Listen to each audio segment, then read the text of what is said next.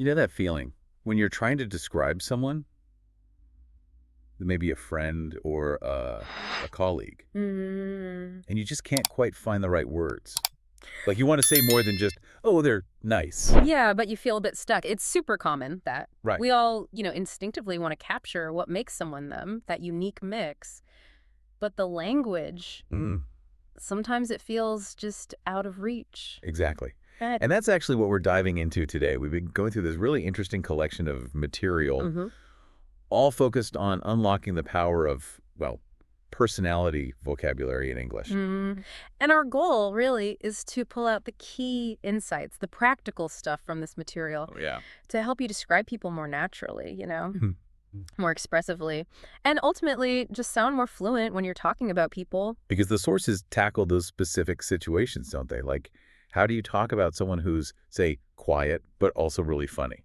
Or that person who's super confident, but maybe Mhm. a bit intense sometimes. Totally. Or even describing yourself. Maybe you're kind of introverted, but you love those deep chats. How do you explain that?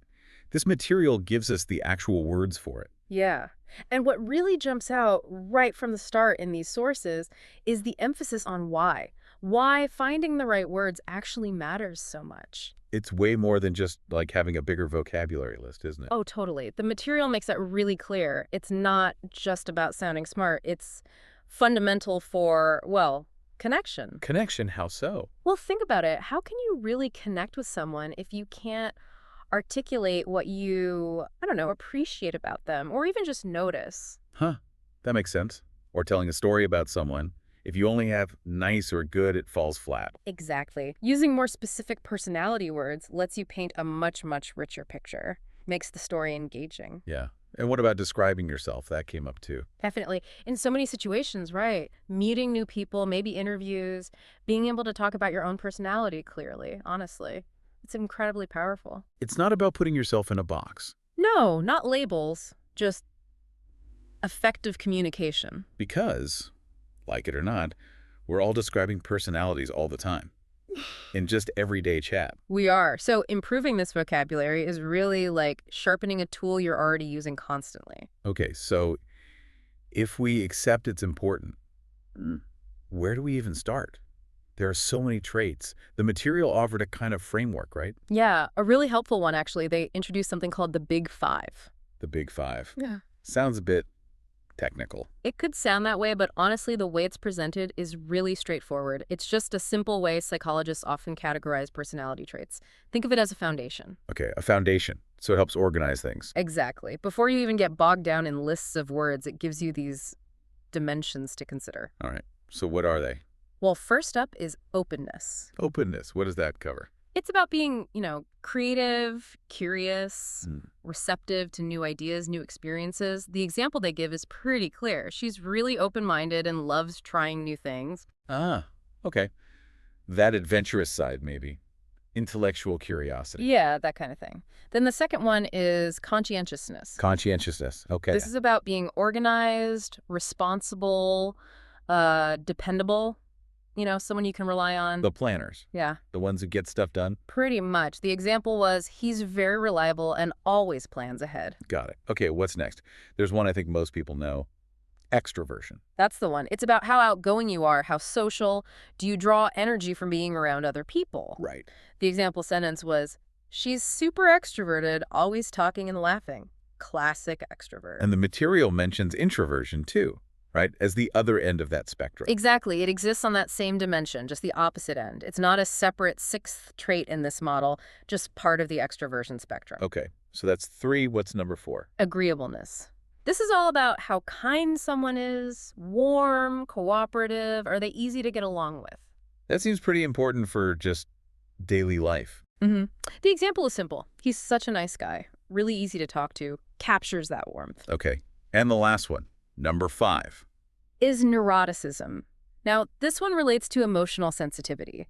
How prone someone might be to feeling things like stress or anxiety, negative emotions, basically. Neuroticism. That sounds a bit heavy. It can sound it, but the example used makes it feel very human. I get anxious sometimes, but I'm working on staying calm. Ah, okay. So it's not saying someone is always stressed or anxious. No, exactly. It's just an area where they might feel things more intensely. And that example sentence, I'm working on staying calm, is key. It shows it's not necessarily fixed. Right. Does the material suggest these are set in stone? Or can people change? That's a great point. It does touch on that. While these are general tendencies, personality isn't rigid. People evolve, they develop coping strategies. Like the example shows, it's less about fixed boxes, more about understanding different operating styles, you could say. Okay, that makes sense. So the Big Five gives us a way to think about personality structure. Yeah. But what about the actual words we need day to day? The material dives into adjectives, right? Oh, yeah. It gives a really practical toolbox of useful adjectives. And it groups them nicely, too, How so? into categories that make sense for conversation, positive traits, neutral or situational ones, and then negative traits. Okay, let's break those down. What are some of the positive ones they highlighted? These are probably the ones we use a lot. Definitely. Things like friendly, easy to talk to, she's really friendly, she talks to everyone, that kind of thing. Simple, useful. Yep. Or confident, believing in yourself. He's confident when he speaks in public. Generous, liking to give or help. They're very generous with their time. Okay, friendly, confident, generous. What else? Hardworking, puts in effort. My brother is so hardworking, he never gives up. And open-minded, accepting different ideas. Right. Which ties back to that Big Five trait, right? Right, openness. The example sentence. You have to be open-minded when you travel. These are great building blocks. Now, what about that middle category?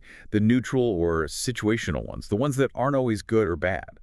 These are interesting because context is everything. Like, quiet doesn't talk much, but the material gives this nuance. He's quiet, but not shy. He just prefers to listen. Ah, see, that extra bit changes everything. Quiet isn't bad if you're a good listener. Exactly. Or funny makes people laugh. She's hilarious. I laugh every time we talk, which is generally positive, but maybe not in every situation. True. What else falls in this category? Serious, doesn't joke much. He's very serious about his goals. Independent, likes doing things alone. She's super independent and confident. And ambitious, wants to achieve a lot. He's ambitious. He wants to start his own company, which, again, could be great or maybe not, depending on how they pursue that ambition. That really highlights the nuance, doesn't it? Yeah. The same word can feel different depending on the context. Okay, what about the trickier ones, the negative traits? Yeah, these are words for behaviors that can be challenging, like arrogant, thinking you're better than others. He's smart, but a bit arrogant. That but is common. Right, qualifying it. Or selfish, only caring about yourself. She's nice, but can be selfish sometimes. Lazy, doesn't like working. He's smart, but very lazy in class. Ah, the smart but lazy trope. So relatable. Isn't it? Also, moody, changes mood quickly. She's a bit moody in the mornings. And stubborn, doesn't like to change their mind. My dad is so stubborn, he never admits he's wrong. Okay. We probably all know someone who fits that description. So we have these individual words, but the material points out we don't usually just use one, do we? Yeah. In real life. No, exactly. That's where it gets much more interesting and, frankly, more realistic. You start to paint that fuller picture by mixing words. Combining them to show complexity. Mm-hmm. And the sources give some really good examples of how to do this naturally. Like what? Well, this one.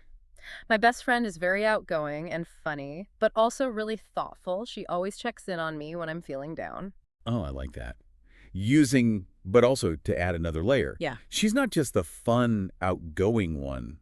There's depth there. Oh. Thoughtful. It feels more real. Totally. Or another example they used. I'm kind of introverted. I enjoy spending time alone, but I can be really friendly when I'm around people I trust. Ah, using kind of makes it sound more natural, less absolute. Yeah, it softens it. And it combines that introverted preference with being friendly in certain situations. That mix, that is how people actually are. Exactly. These combinations are so key for getting beyond simple labels. They make your descriptions much more expressive.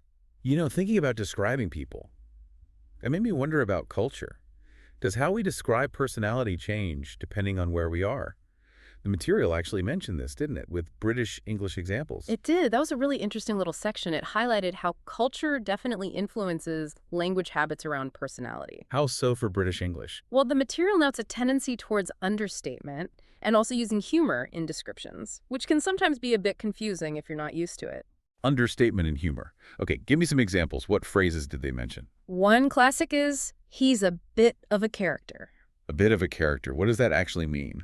It usually means the person is quite funny or maybe unusual, quirky, but generally in an endearing or memorable way. It sounds mild, a bit, but implies something more distinct. Ah, okay. Understated but meaningful. Got it. What else? She's got a dry sense of humor. This is quite specific. Dry sense of humor. Yeah. Like sarcastic, witty. Exactly. Delivered with a straight face, often. Not loud or slapstick humor, more subtle. Okay. That's useful to know. Yeah. Any others? He's quite laid back, meaning relaxed, easygoing, not easily stressed. Laid back. Yeah, I've heard that. Notice the quite there. Sometimes that means very in British English, doesn't it? It can do, yeah. Or it can just mean fairly.